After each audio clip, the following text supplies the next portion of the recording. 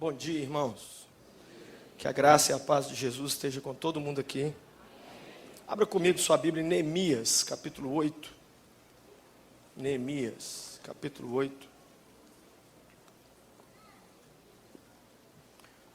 Ontem nós tivemos um culto muito lindo aqui com a juventude da igreja. Nós tivemos mais ou menos uns 50, 60 jovens entregando a vida a Jesus. E a mensagem que eu ministrei ontem, eu gostaria que a igreja também ouvisse. Nós pregadores sempre passamos uma luta com Deus, porque a gente sabe assim o que pregar que mexe mais com as pessoas. Mas às vezes Jesus manda a gente falar algumas coisas, e é isso que eu queria falar nessa manhã. Neemias 8, verso 1. Quem achou, diga, eu achei. Neemias 8, verso 1. Compartilhe a sua Bíblia se tiver alguém aí precisando. Diz assim a minha Bíblia: quando chegou o 7º mês, e os israelitas tinham se instalado em suas cidades, todo o povo juntou-se como se fosse um só homem na praça, em frente da porta das águas. Pediram ao escriba Esdras que trouxesse o livro da lei de Moisés, que o Senhor dera a Israel. Assim, no primeiro dia do 7º mês, o sacerdote Esdras trouxe a lei diante da assembleia, que era constituída de homens e mulheres e de todos os que podiam entender. Ele a leu em alta voz, desde o raiar da manhã até o meio-dia, de frente para a praça, em frente da porta das águas, na presença dos homens e mulheres e de outros que podiam entender. E todo o povo ouvia com atenção a leitura do livro da lei. Vá agora para o capítulo 9, verso 1. No 24º dia do mês, os israelitas se reuniram, jejuaram, vestiram pano de saco e puseram terra sobre a cabeça. Os que eram da ascendência israelita tinham se separado de todos os estrangeiros. Levantaram-se nos seus lugares, confessaram seus pecados e a maldade dos seus antepassados. Ficaram onde estavam e leram o livro da lei do Senhor, do seu Deus, durante 3 horas. E passaram outras 3 horas, confessando os seus pecados e adorando o Senhor, seu Deus. Eu quero falar hoje sobre levando meus pecados a sério. Levando meus pecados a sério. Quando eu fiz seminário, e depois eu tive a oportunidade de estudar um pouco mais depois, a matéria que mais me chamou a atenção, de todas as matérias que a gente tem, quando a gente vai estudar para pastorear, foi a matéria História dos Avivamentos. A matéria História dos Avivamentos mexeu muito comigo, porque eu penso muito em avivamento, em Espírito Santo, em ser cheio. E nesses 2000 anos de cristianismo, muitos avivamentos aconteceram. O que é um avivamento, pastor? É um despertamento quando o Espírito Santo vem sobre a igreja e ela é avivada, ela é renovada. E Deus faz uma coisa nova no meio do seu povo. E eu gosto de estudar sobre a história dos avivamentos. São tantas histórias de avivamento.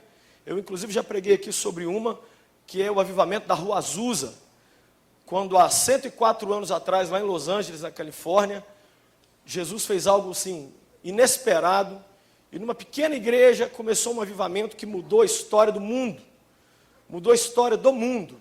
Mais de 100 denominações pentecostais surgiram, só daquele pequeno avivamento ali. Sabe que igreja nasceu naquele lugar ali? Só para você ter uma ideia, a Igreja Assembleia de Deus. A Igreja Assembleia de Deus, que não tem um município do Brasil que você vai, que não tem uma Assembleia de Deus na praça, muitas vezes ao lado da Igreja Católica, mas tem Assembleia de Deus. Ou seja, avivamento é algo sobre o qual nós temos que sempre pensar, sempre nos entusiasmar com esse assunto, porque eu creio que nós estamos para viver o maior de todos os avivamentos agora nos últimos dias. Se você olhar as notícias, abrir o jornal, ver a televisão, não precisa ser profeta nem crente para saber que nós estamos caminhando para o fim. Estamos caminhando para o fim. As previsões dizem que em 2040 não vai ter peixe no mar. Olha que coisa. Eles falam isso na televisão com a maior naturalidade. Não, em 2040 não tem mais peixe no mar.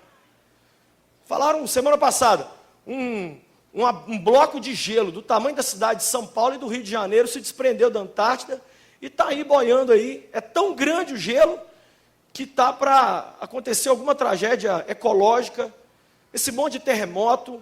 Então, está tudo caminhando para o fim, E ao mesmo tempo que o pecado aumenta, que a ação de Satanás aumenta na terra, aumenta também o mover de Deus. Por isso que nós estamos vendo as igrejas cheias. Hoje, gente, antigamente um pastor abria uma igreja, ele ficava anos para conseguir 100 membros. Anos. Era uma guerra. Hoje você abre uma igreja, começa a pregar o evangelho. Se você não precisa de ser bom pregador, não precisa de trazer as bandas de fora. Se você pregar aqui o arroz com feijão da palavra de Deus, você tem 100 pessoas no final de um ano. Por quê, pastor? Porque o Espírito de Deus está fazendo algo novo na terra. E está chegando a hora onde não vai fazer diferença nenhuma posição financeira. Está chegando a hora que não vai fazer diferença nenhuma o sobrenome. Está chegando a hora que não vai fazer diferença nenhuma, porque estamos para viver esse grande avivamento. E esse texto que eu li, ele fala exatamente disso, de um dos avivamentos da Bíblia. A Bíblia narra 22 grandes avivamentos. 22. E eu descobri que só tem 2 momentos na vida que a gente trata seriamente dos nossos pecados. O primeiro momento é quando a gente passa por uma tragédia. Quando a gente passa por uma tragédia, por uma má notícia, a gente, mesmo sem querer, a gente começa a pensar, meu Deus, será que eu fiz alguma coisa errada para merecer isso? Roubaram o meu carro, será que eu dei alguma brecha? Meu filho está doente, será que isso tem alguma coisa a ver com alguma coisa que eu fiz, que eu falei, que eu deixei de fazer? Esse é o primeiro momento. A gente está vendo isso acontecer lá no Haiti. O Haiti está se voltando para Deus, o Chile. Por quê? Eles estão com a pulga atrás da orelha. Será que não tem a mão de Deus punindo a gente por algum pecado? Será que não tem isso? Então é natural, quando vem uma tragédia, a gente começa a pensar nos nossos pecados. Mas o segundo momento que eu vejo que as pessoas levam a sério os seus pecados é quando vem avivamento. Quando vem um avivamento, as pessoas fazem uma análise fria da sua vida, e não há na história do cristianismo, e mesmo no Velho Testamento, nenhum avivamento onde as pessoas não se arrependeram profundamente dos seus pecados. Pastor, por que você está pregando essa palavra nessa manhã? Porque toda vez que eu vou orar, que eu vou falar com Deus, Senhor, nos enche do Espírito Santo, todas as vezes que eu penso nesse assunto, vem uma coisa dentro de mim: resolve os pecados. Resolve os pecados. Assim como uma noiva não veste o seu vestido de noiva sem antes tomar um banho e se perfumar, Jesus também não quer nos encher sem antes nós tratarmos da questão do pecado. Esse texto aqui mostra exatamente a ordem em que um avivamento acontece. Coloca aí, por favor, para eu mostrar para as pessoas a ordem em que acontece um avivamento. Primeira coisa que acontece num avivamento é que as pessoas ouvem a palavra de Deus. Olha ali. Avivamento começa com pregação. O que é esse culto dessa manhã? É mais uma tentativa de Deus de me avivar e de te avivar. Por quê? Porque a palavra está sendo pregada. Seja através de uma música, seja através de um pregador, seja através de um programa de televisão. O primeiro passo de qualquer avivamento é a pregação da palavra.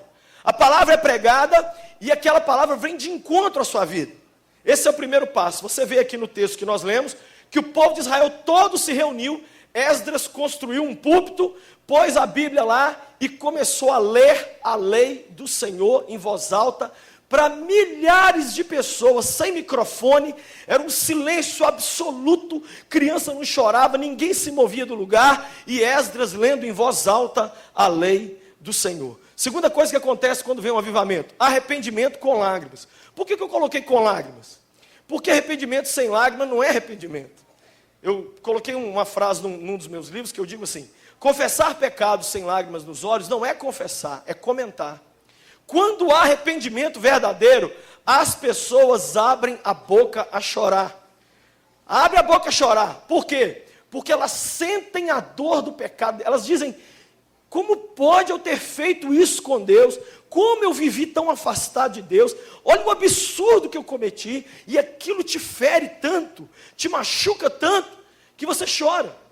A coisa mais engraçada que eu notei estudando os avivamentos é que não há um avivamento sem lágrima. Nenhum. Nós podemos dizer com isso então, que quanto mais secos estão os nossos olhos, menos avivados nós estamos. Mas quanto mais nós choramos, eu sempre tive uma luta com esse negócio de chorar, porque eu sou muito chorão. Eu venho para o culto, eu choro. e eu prego, geralmente eu choro quando eu estou pregando, e eu já orei e falei, Deus, tira isso de mim, e Jesus falou comigo, só se for para te piorar, eu quero você chorão. Quanto mais chorão, mais você está sentindo o que você faz de errado, o que você é, o que você está fazendo. Então, lágrimas nos olhos é sinal de avivamento. Diga para quem está do seu lado, lágrimas nos olhos é sinal de avivamento. O texto diz aqui que o povo chorou em alta voz. Chorou em alta voz. O que mais? Terceiro passo de um avivamento, pedido de perdão. Existe o pedido de perdão público e existe o pedido de perdão individual. Quem sabe você até já pediu perdão pelos seus pecados individuais, mas você ainda não reuniu sua família e falou assim, vamos fazer uma oração pedindo perdão a Jesus pelo vício da bebida alcoólica que sempre dominou essa casa, ainda que você nunca bebeu uma cerveja, mas a Bíblia nos fala, olha o que diz o verso 2, pediram perdão, confessaram os seus pecados e a maldade dos seus antepassados. A pastora Gina pregou aqui 2 semanas atrás, ela falou isso, que nós temos que confessar a Deus os nossos erros, mas os erros da nossa casa também, porque Deus trata conosco individualmente, mas trata com a gente como família. E nessa oração, sabe como é que você ora? Senhor, nós estamos frios, nós estamos plantados diante da televisão e não oramos, nós estamos brigando demais aqui em casa, ainda que você não esteja fazendo isso, mas a Bíblia nos mostra, e a história do cristianismo nos mostra, que todo avivamento tem um pedido de perdão radical, onde a igreja se reúne, e onde as famílias se reúnem, e onde o indivíduo, pessoalmente, fala com Deus, Deus, eu tenho feito isso, tenho feito isso, tenho feito aquilo. Quarto passo de um avivamento, qual é? É o abandono completo das práticas antigas. Abandono, a pessoa era homossexual, larga aquela vida de homossexualismo. A pessoa bebia bebida alcoólica, larga a bebida alcoólica. A pessoa era ladrão, roubava, para de roubar. O abandono das práticas antigas. Era feiticeiro, parava com a feitiçaria. Era mentiroso, para com a mentira. O abandono das práticas antigas é parte do avivamento. Não existe, eu estou confessando meus pecados, mas eu vou manter isso aqui na minha vida, essa conduta. Não. Tem que haver um abandono, um rompimento radical. O que mais? Quinto, recolhimento e destruição de tudo que promovia o pecado. Lá em Atos 19, tem um avivamento narrado lá. As pessoas se avivaram com tanta força lá em Atos 19, que diz a Bíblia que eles juntaram todos os livros de feitiçaria em praça pública, trouxeram tudo, macumba, tudo que não prestava, colocaram toda a magia negra lá, e queimaram em praça pública, e publicamente, diante da multidão, as pessoas confessavam seus pecados em alta voz, diante de um monte de desconhecido. Por quê? Porque estavam passando por um avivamento. Quem sabe você está querendo avivamento, mas os CDs da Ivete Sangalo estão lá na sua casa, estão firmes lá na estantezinha lá. Não, pastor, um dia uma pessoa falou comigo, eu tenho lá em casa CDs de tudo enquanto é banda que não agrada a Deus, até de banda que canta músicas anti-Deus, eu tenho lá. Mas, eu falei, por quê? Ela falou assim, um dia que eu tiver meio deprê, assim, meio para baixo, aí eu coloco aquelas músicas lá para ouvir. Quantas vezes aqui no sábado à noite, jovens entregam camisinha para a gente aqui na frente, cigarro, chegam para a gente, entregam desconto de motel que ganharam na faculdade, pastor, toma aqui, eu não quero mais isso na minha vida não, tira, toma isso, leva embora. Um jovem dessa igreja chegou perto da gente e falou, pastor, quero acertar a minha vida, eu quero acertar a minha vida, eu estou devendo à polícia. O jovem se entregou a Cristo, ele foi lá na polícia e se entregou, e está cumprindo pena porque ele quer o abandono e ele quer deixar para trás tudo que não presta. E ele falou que quando ele sair da cadeia, a primeira coisa que ele quer fazer é restituir as pessoas que ele roubou. Sabe o que chama isso na Bíblia? Conversão verdadeira. Por isso que Zaqueu é uma história tão chocante, porque a história de Zaqueu mexeu no bolso. Meu amigo, o grande concorrente de Jesus na terra não é Buda, nem Maomé, nem Chico Xavier. O grande concorrente é dinheiro. A hora que a pessoa consegue pôr Cristo acima do dinheiro, ela está crente, ela está convertida. A hora que dinheiro não te põe louco, não te põe maluco, um avivamento está chegando na vida dessa pessoa. Porque o mundo hoje, tudo é grana, tudo é dinheiro, só se fala disso. As pessoas passam por cima das outras, dão pernada na outra, dão rabo de arraia, fazem tudo. Por quê? Eu quero ganhar lá na frente. Dinheiro é tudo. Esse ano é ano de avivamento no Brasil. Nós teremos 2 grandes avivamentos no Brasil esse ano. Sabe qual? O avivamento futebolístico e o avivamento político. Daqui a pouco tempo você vai ver todo mundo com camisa amarela, 120 milhões em ação, todo mundo cantando, está todo mundo preocupado que o Kaká está machucado, o avivamento está começando. E no final do ano, meu amigo, as pessoas vão falar de política como se fosse Jesus Cristo de Nazaré, como se votar naquele político fosse transformar a sociedade perdida e sem Deus. Amigo, se eu e você não formos cheios do Espírito Santo, nós vamos ficar nos apoiando nessas muletas falsas. O futebol nos engana um tempo, a política nos engana um tempo, acontece alguma coisinha na nossa vida aí, não, eu estou aqui. Não! Nessa manhã, o Senhor quer que a gente experimente um avivamento verdadeiro. Verdadeiro, que vai mexer conosco aqui dentro.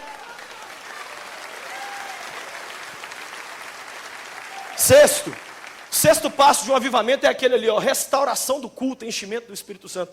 O culto, olha como termina o verso dizendo: ficaram 3 horas ouvindo a lei, 3 horas confessando os pecados e adorando ao Senhor seu Deus de pé. Já imaginou pôr todo mundo aqui de pé? 3 horas.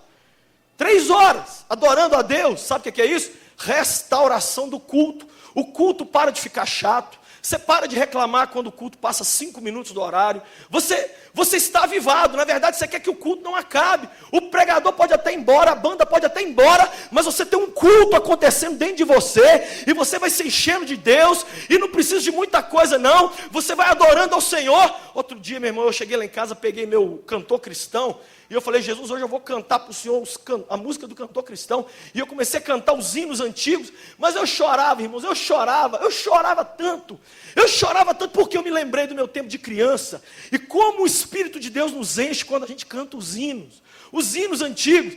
E eu comecei a cantar aquele hino 580 do cantor cristão, que diz assim: vem, vivifica tua igreja, ó bendito Salvador. E eu comecei a cantar, e parecia que eu tinha ido para o céu. Sabe o que é avivamento? É ir para o céu, sem ter morrido. É você experimentar a presença de Deus, e a graça de Deus, e o poder de Deus aqui na terra ainda. Nós estamos colocando muita expectativa de felicidade em cima das pessoas que estão ao nosso redor. Aí quando elas nos frustram, a gente fica com raiva e começa a ficar decepcionado. Mas na verdade, quem vai nos pôr feliz de verdade é Deus. É Deus. Depois dele, tudo que vier é lucro. Por isso que o apóstolo Paulo falou: para mim, morrer é lucro e viver é Cristo. É Cristo. Eu tenho Jesus. Amém. Vai dar certo no final. E qual que é o último passo do avivamento? Obediência diária aos mandamentos de Jesus. Aí, meu amigo, não tem que mãe ficar levantando o jovem falando: vamos para a escola bíblica dominical, vamos. Não tem que a esposa falar com o marido: meu bem, vamos para o culto, meu bem. Gente, vamos dizimar e ofertar. Gente, vamos ler uma Bíblia. Não tem que ninguém mandar, porque já tem uma força dentro da pessoa dizendo: você não vai encarar esse dia sem orar e sem ler uma Bíblia, não vai? Não vou não, eu não sou doido. Você tem dentro de você uma paixão, um fogo, uma gasolina que vai te levando para frente. É isso que nós vemos aqui no texto acontecendo. Agora, por que Deus manda a gente levar tão a sério os nossos pecados antes de vir um avivamento? Porque não tem jeito dos dois coincidirem na vida, não tem jeito dos dois. Vem aqui, por favor, o Sandro e o tecladista, vem aqui vocês dois, rapidinho. Fazer a mesma coisa que eu fiz aqui ontem para você entender. Não tem jeito dos dois coexistir, não tem como. Vem aqui, rapidamente. Olha aqui. Esse menino bonito aqui é o pecado. Fica aí, Sandro, você é o Espírito Santo. Vem cá. Eu sou você. Eu estou com o pecado aqui, ó. Eu tenho preguiça, eu tenho raiva do meu irmão, eu tenho ira, eu fofoco, eu compro e não pago, eu tenho inveja, tem várias coisas em mim que Deus não se agrada, mas eu já entreguei minha vida a Ele, mas esses pecados eu vou levando, e eu vou levando, e eu vou levando. E eu quero ser cheio do Espírito Santo. Vem cá, Espírito Santo. Você acha que Deus consegue fazer isso aqui? Uma pessoa ter os dois ao mesmo tempo?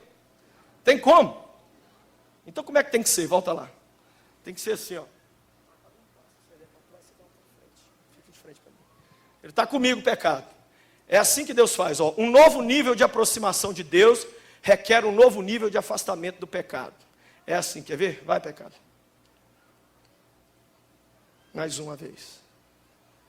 Mais uma vez. Mais uma vez. É assim.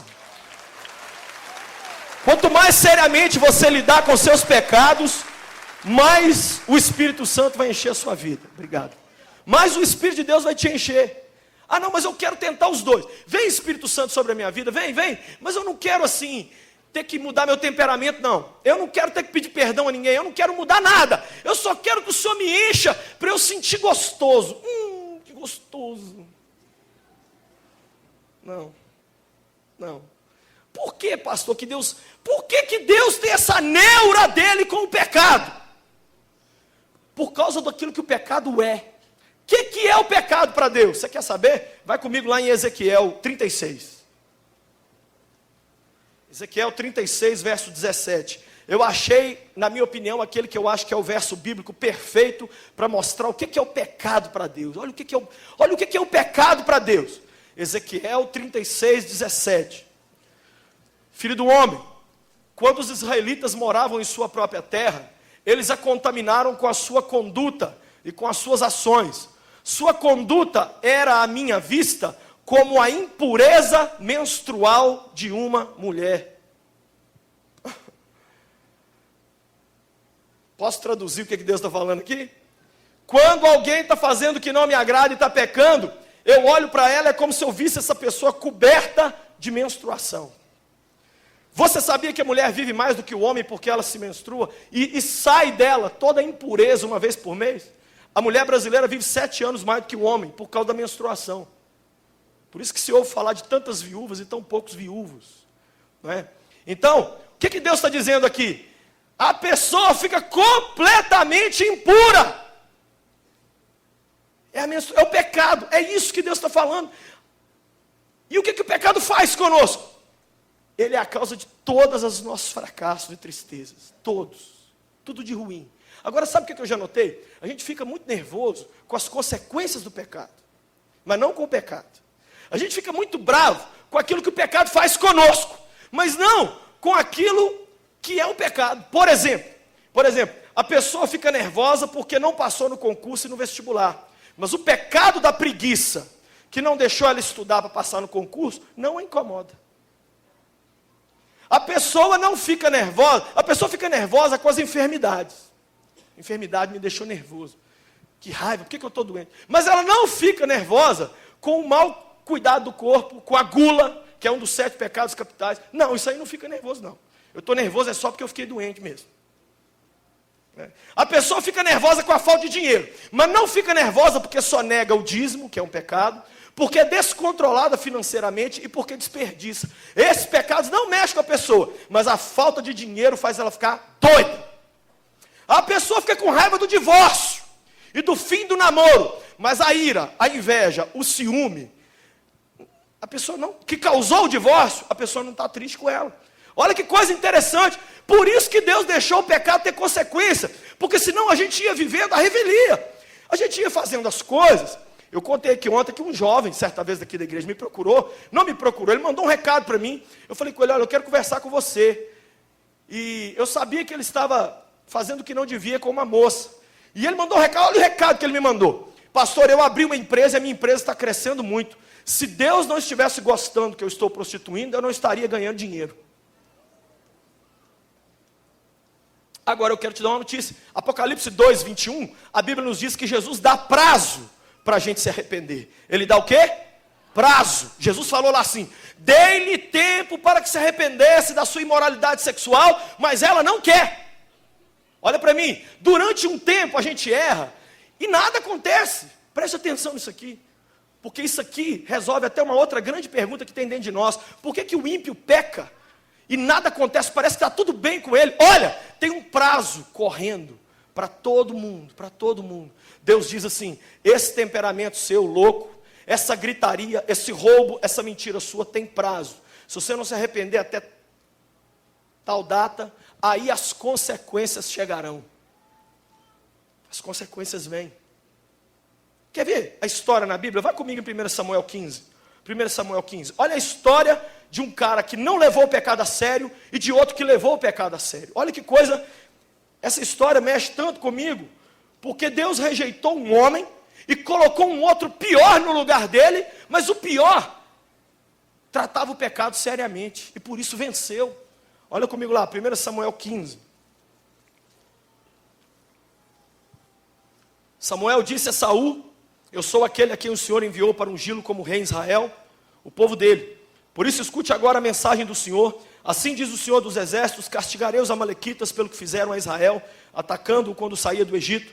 Agora vão, ataque os amalequitas, consagre ao Senhor para destruição tudo que lhes pertence. Não os poupem. Mata homem, mata mulher, mata criança, mata recém-nascido, mata boi, mata ovelha, mata camelo, mata tudo. Verso 4. Então convocou Saul os homens e os reuniu em Telaim, 200.000 soldados de infantaria e 10.000 homens de Judá. Saul foi à cidade de Amaleque e armou uma emboscada no vale. Depois disse aos queneus: retirem-se, saiam do meio dos amalequitas para que eu não os destrua junto com eles, pois vocês foram bondosos com os israelitas quando eles estavam vindo do Egito. Então os queneus saíram do meio dos amalequitas. E Saul atacou os amalequitas por todo o caminho, desde Avilá até Sur, a leste do Egito. Capturou vivo Agag, rei dos amalequitas, e exterminou o seu povo.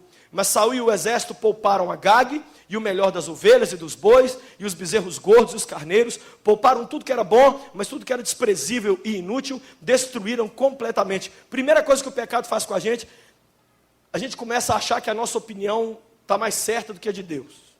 Foi isso que Saul fez aqui. Não, eu vou fazer o que eu estou achando que é certo, ainda que a palavra de Deus não é essa. Olha o verso 10. Então o Senhor falou a Samuel: arrependo-me de ter posto Saul como rei, pois ele me abandonou e não seguiu as minhas instruções. E Samuel ficou irado e clamou ao Senhor toda aquela noite. De madrugada Samuel foi ao encontro de Saul, mas lhe disseram: Saul foi para o Carmelo, onde ergueu um monumento em sua própria honra, e depois foi para Gilgal. Segunda coisa, o pecado nos coloca orgulhoso. Saul foi fazer um altar em homenagem a ele mesmo, sendo que ele tinha acabado de pecar. 13. Quando Samuel encontrou Saul, disse: o Senhor te abençoe, eu segui as instruções do Senhor. Terceira coisa sobre o pecado: o pecado faz a gente ser hipócrita. Ele não tinha seguido as instruções de Deus. É aquela pessoa que erra e fala: Pai do Senhor, tudo bem, glória a Deus, aleluia. Verso 14. Samuel, porém, perguntou: então, que balido de ovelha é esse que eu ouço com meus próprios ouvidos? E que mugido de bois é esse que eu estou ouvindo, Saul? Quarta verdade sobre o pecado: o pecado vem à tona. Na hora de pecar, Satanás fala com a gente assim: pode fazer que ninguém vai saber. Aí quando você peca, ele coloca no Jornal Nacional o nosso pecado. Ele põe na internet. É assim.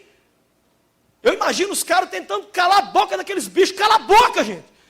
Aí Samuel falou: que barulho é esse que eu estou ouvindo?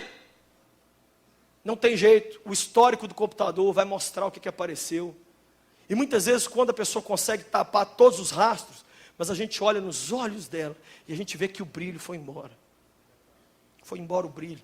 Continua lendo aí, verso 15. Respondeu Saul: os soldados trouxeram dos amalequitas. Eles pouparam o melhor das ovelhas e dos bois para sacrificar ao Senhor teu Deus, mas destruímos totalmente o restante. Samuel disse: fique quieto, e eu lhe direi o que o Senhor me falou essa noite. Respondeu Saul: dize-me. E Samuel disse: embora pequeno aos seus próprios olhos, você não se tornou o líder das tribos de Israel? O Senhor ungiu como rei sobre Israel, verso 18, e o enviou numa missão ordenando: vai e destrua completamente aquele povo ímpio, os amalequitas. Guerrei contra eles até que os tenha eliminado. Por que você não obedeceu ao Senhor? Por que se lançou sobre os despojos e fez o que o Senhor reprova? Disse Saul: mas eu obedeci ao Senhor, cumpri a missão que o Senhor me designou. Eu trouxe Agag, o rei dos amalequitas, mas eu exterminei os amalequitas. Os soldados tomaram ovelhas e bois do despojo, o melhor do que estava consagrado a Deus, para destruição, a fim de os sacrificarem ao Senhor seu Deus em Gilgal. Ele falou que obedeceu, ele quase obedeceu. Eva também quase obedeceu. Judas quase obedeceu.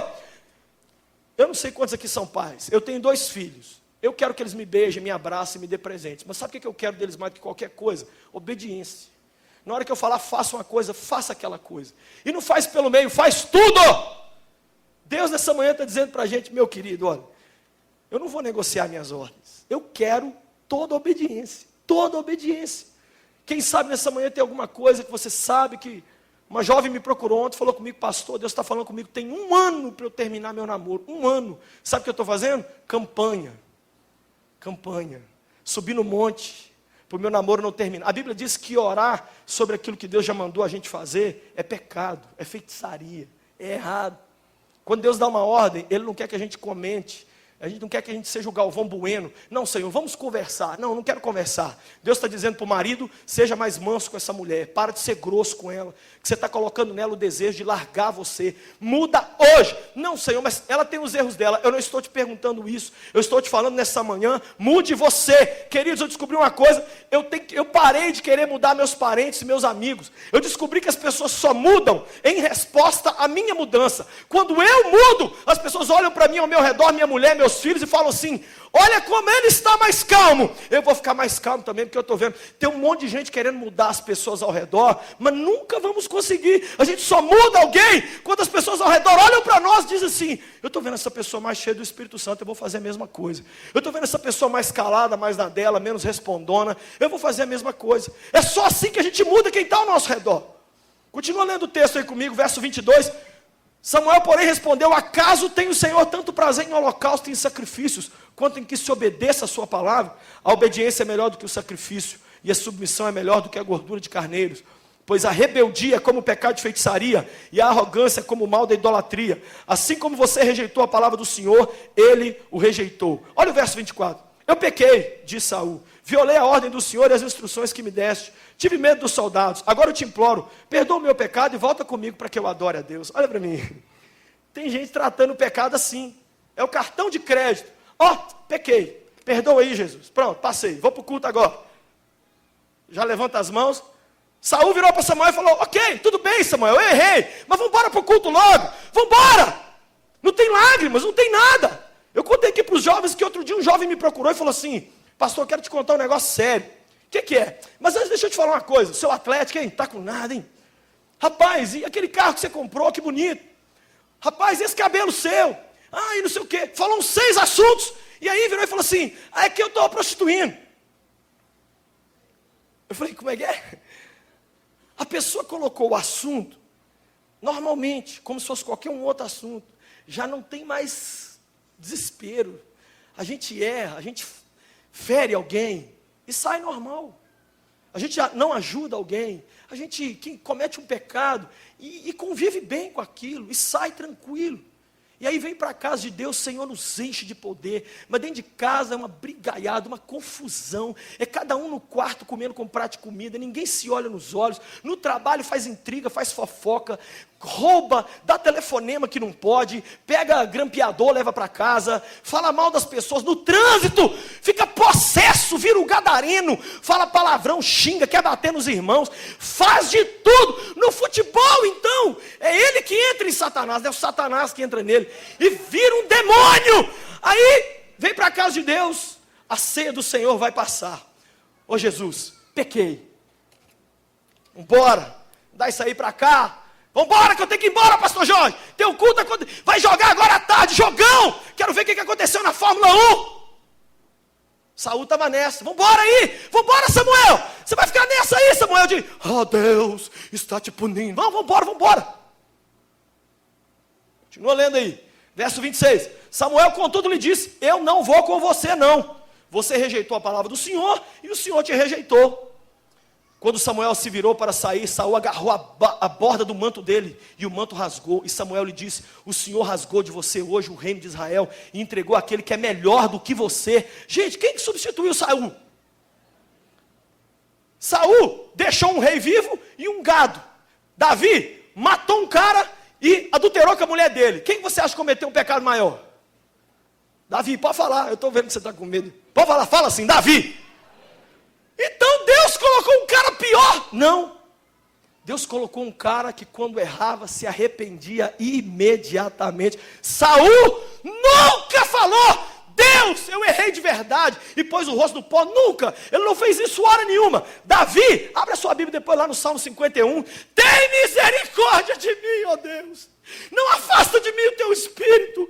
Senhor, eu errei. Os meus ossos estão desfalecendo dentro de mim. Eu estou desesperado. Querido, eu não estou pregando aqui para você virar anjo nessa manhã. Todos nós ainda vamos cometer pecado, porque nós estamos na carne. Mas eu estou dizendo o seguinte: Deus tem dito para mim, a meu respeito, assim, Lucinho, leva a sério os seus pecados. Confessa eles para mim, que eu vou fazer na sua vida o que você nem imagina. Eu estabeleci aqui um projeto com a nossa juventude durante 30 dias. Qual é o projeto? Eu distribuí para eles esse papel aqui, ó, chamado Levando Meus Pecados a Sério. E tem 30 traços aqui. E da agora até o meio de abril, todos os dias os jovens vão confessar a Jesus um pecado. Todo dia. Só um. Jesus, hoje eu confesso que eu gosto de falar mal dos outros. A pessoa vai escrever aqui e vai falar só daquilo com Jesus naquele dia. E no final dos 30 dias eu vou colocar um caldeirão aqui na frente. E nós vamos trazer esses papéis todos, nós vamos queimar isso aqui, vamos colocar isso diante de Deus. Agora leia aqui para você ver como é que termina essa história. Verso 31, assim Samuel voltou com ele e Saul e adorou o Senhor. Então Samuel disse, traga-me Agag, rei dos amalequitas. Agag veio confiante, pensando assim, com certeza já passou a amargura da morte. Quando nós não vencemos o pecado na primeira vez, na segunda e na terceira e na quarta ele volta confiante. Quando a gente não diz não para a cervejinha na primeira, na segunda, na terceira e na quarta, ela já vem entrando para dentro da nossa boca. Quando a gente não diz não para a pornografia, ela é uma coisa louca. Agag vem confiante. Olha aí, olha que lindo, 33. Samuel, porém, disse para Agag, assim como a sua espada deixou mulheres sem filhos, também sua mãe entre as mulheres vai ficar sem o filho dela. E Samuel despedaçou Agag perante o Senhor em Gilgal. Não bateu na cara dele, não deu uma facada nele não. Picou ele na machada. Olha para mim, o que Jesus quer conosco não é simplesmente que a gente peça perdão por algum erro.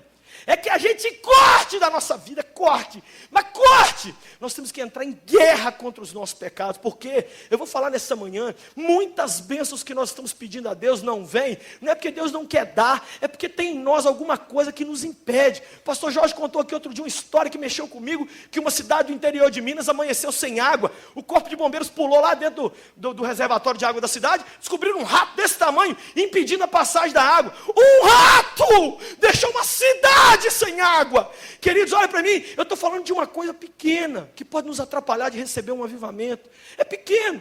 Eu contei aqui ontem, olha, eu estou com uma machucadinha aqui, já sarou, graças a Deus, mas apareceu uma machucadinha na minha mão. Eu passei um monte de remédio, fui no médico. Por quê? Uma coisa pequena pode comprometer toda a minha saúde. Pastor Paulo Marciano contou aqui que o irmão dele, apareceu uma pintazinha aqui, ó. O irmão dele, todo mundo falando, tira essa pinta, tira a pinta, tira.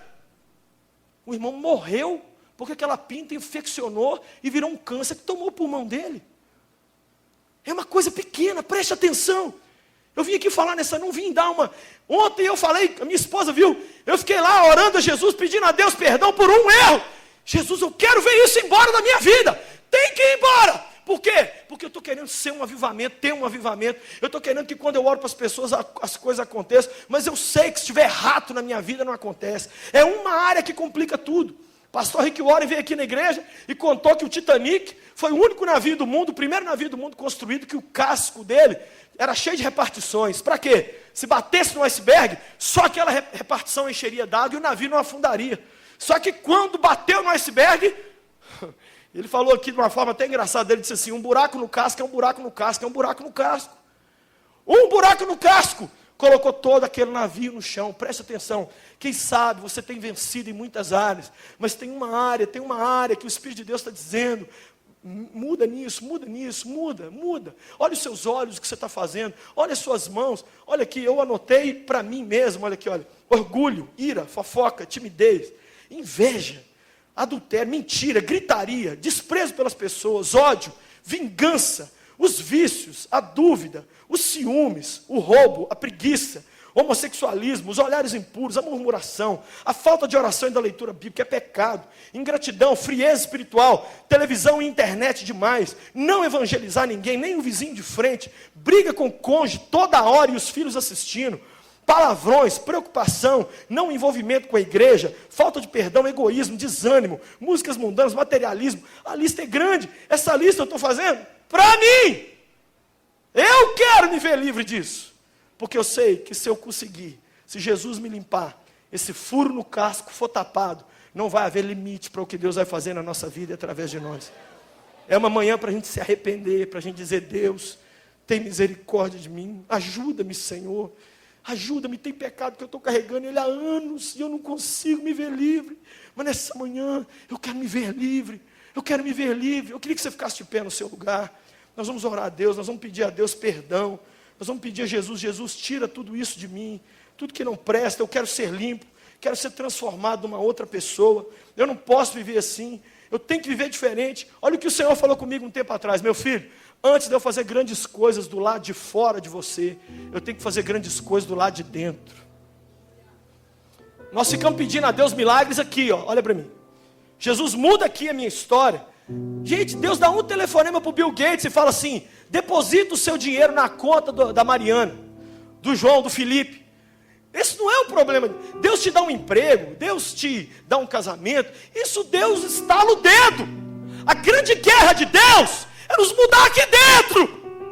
É aqui. O demônio a gente expulsa, sai Satanás. Mas o pecado, ele fica.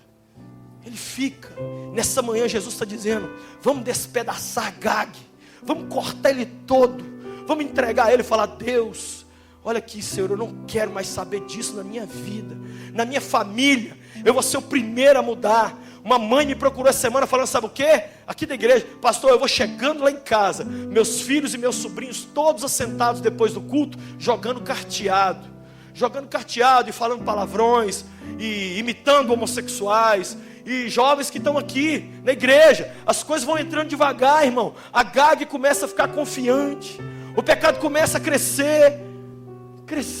Isso é tão terrível. Se você nessa manhã diz assim: pastor, eu tenho algo na minha vida que eu quero confessar a Jesus, igual o povo fez lá em Neemias, eu quero apresentar a Deus alguma coisa, dizer assim: Senhor, me perdoa, Senhor, eu estou abrigando no meu coração alguma coisa que o Senhor já me falou, que é para eu dar fim.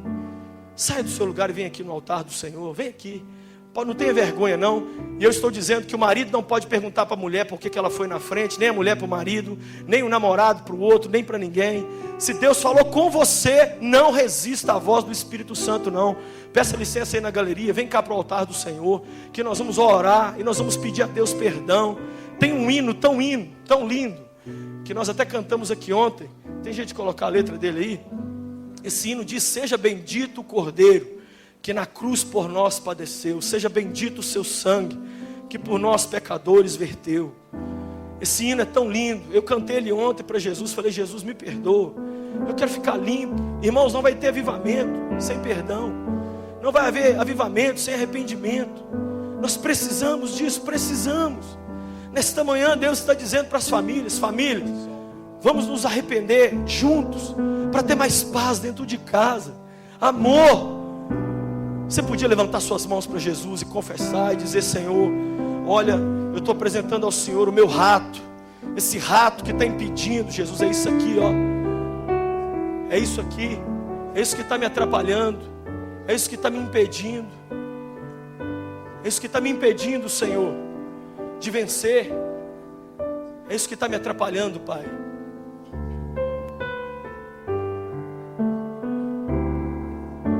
Seja bendito o Cordeiro,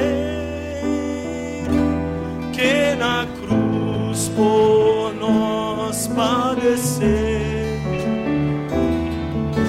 Seja bendito o seu sangue, que por nós pecadores verteu.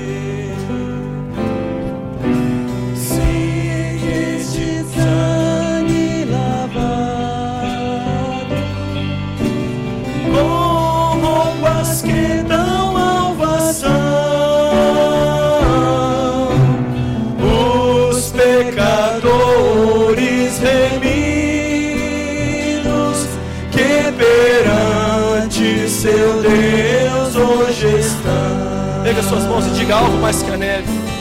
Alvo mais que a neve.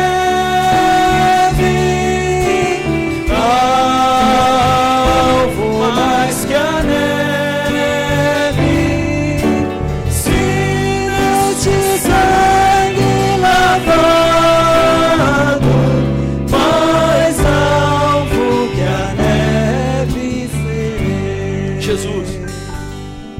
queremos um completo mover do Senhor na nossa vida, Pai.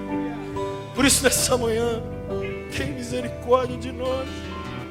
Nós queremos muito, Jesus, arrancar esse rato maldito nessa manhã. Espírito Santo, tapa o buraco no casco do navio da nossa vida. Nós confessamos publicamente que só o Senhor tem poder para nos perdoar. E nós confessamos agora. Em 10 segundos aí, fala com Deus o que é. Fala: Deus, eu confesso isso aqui, ó. Eu confesso que eu não tenho paciência com os meus filhos. Eu confesso que eu tenho raiva dos pastores da igreja. Eu confesso que eu vim xingando dentro do carro porque eu não achei estacionamento. Eu confesso, Pai, que eu tenho dificuldade de dar dinheiro na tua casa porque eu fico achando que isso é armação de pastor. Eu confesso, Jesus, que eu não leio Bíblia, eu não oro. Eu confesso que eu trato a minha mulher de qualquer jeito. Eu confesso que os meus pais não receberam um beijo nem um abraço meu. Tem muito tempo que eu não dou um carinho neles. Eu confesso que eu estou colando na escola. Eu confesso que eu falo mal do meu patrão lá no trabalho. Eu confesso que eu falo mal dos meus vizinhos. Eu estou brigado com os meus vizinhos. Eu confesso que eu não falo bom dia para ninguém. Eu confesso, Espírito Santo. Nós confessamos nessa manhã, de mãos erguidas.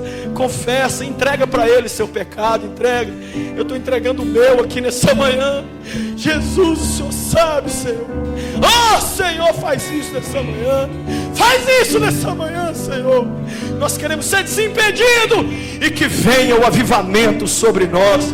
Que venha o teu Espírito sobre nós. Que venha a tua unção sobre nós. Que venha o teu perdão sobre nós. Que venha a tua graça sobre nós.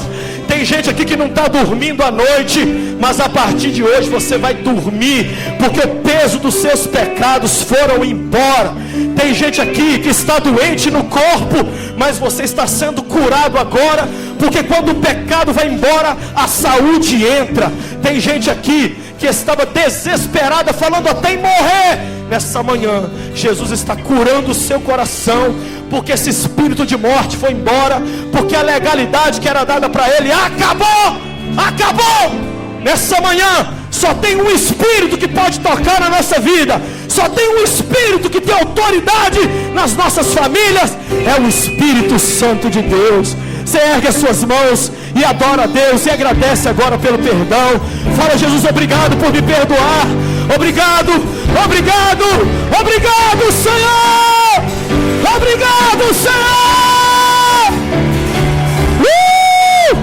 Obrigado, Senhor. Oh, Jesus. Oh, Pai. Obrigado. Obrigado, obrigado. Obrigado. Obrigado. Obrigado, Senhor. Obrigado. Diga obrigado. Agradeça ao Espírito Santo. Agradeça. Obrigado, Senhor. Nós estamos perdoados. O peso foi embora. O peso foi embora. O peso foi embora. O peso foi embora nessa manhã. Dê um abraço aqui, está do seu lado, e diga assim: o peso foi embora. Tem alguém nessa manhã? Não sai do seu lugar não, fica onde você está.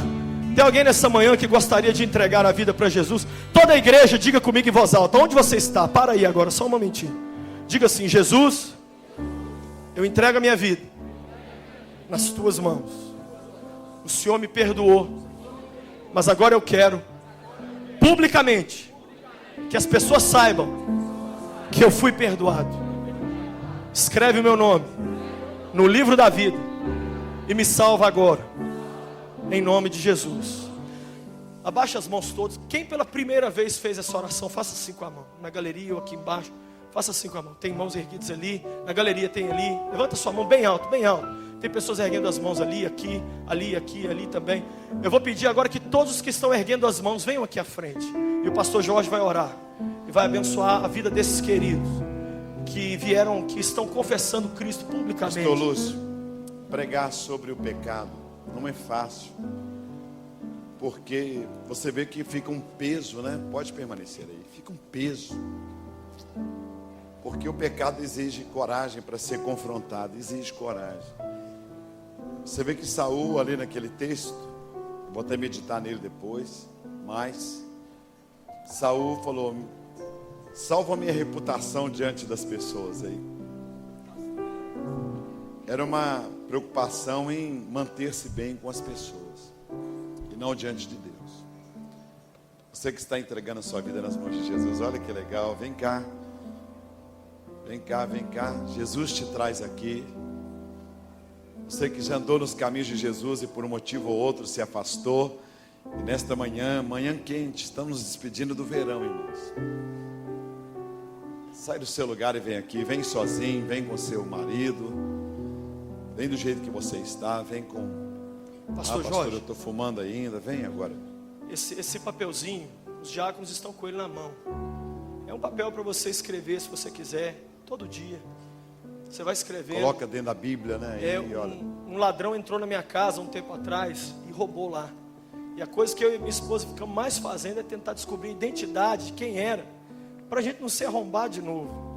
Então muitas vezes quando a gente dá nome assim para o nosso pecado, para o nosso erro, aquilo evita a gente reincidir, cair de novo naquilo ali. Então os diáconos podem distribuir aí para as pessoas.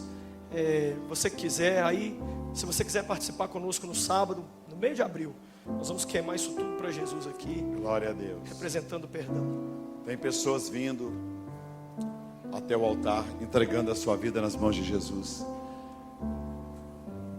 O negócio é que a alegria do pecado é muito pequena, é muito momentânea. A alegria do pecado é muito passageira.